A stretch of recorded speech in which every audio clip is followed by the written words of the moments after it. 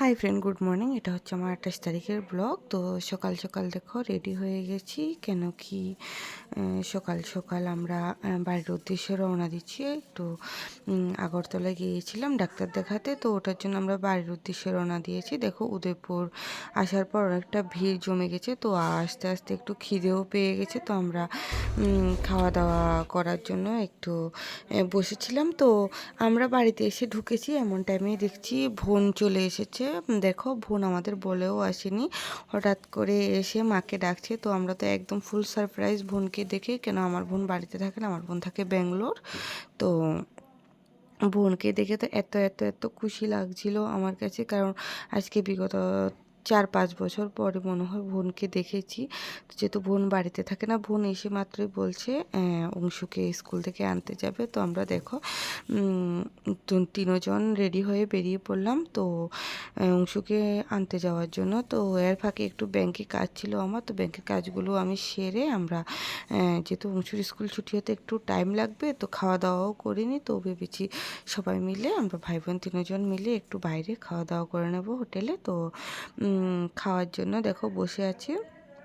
তো ভেবেছি খাওয়া দাওয়া করে ফটাফট সেরে অংশুকে নিয়ে আসতে যাব। তো খাওয়া দাওয়া শেষ করে বাবাইকে নিয়ে আনার জন্য আমরা রওনা হয়ে গেলাম। দেখো ভাই চালাচ্ছে গাড়ি আজকে। দেখো সন্ট বুড়ো কি খুশি মানিকে পেয়ে, এত খুশি ডান্স করছে শুধু মানিকে পেয়ে। ও তো একদম আত্মহারা মানিকে পেয়ে।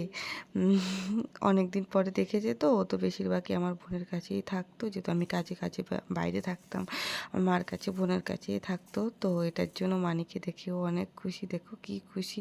আর এদিকে দনু বোন বিকাল টাইমে একটু বেরিয়েছি, কারণ যখনই আমার বোন আসে আমি বেশিরভাগই আমি আমার বোনের কাছেই থাকি। দেখো দুষ্টমি করছি আমি এখানে বোনের সাথে, নাচানাচি করছি।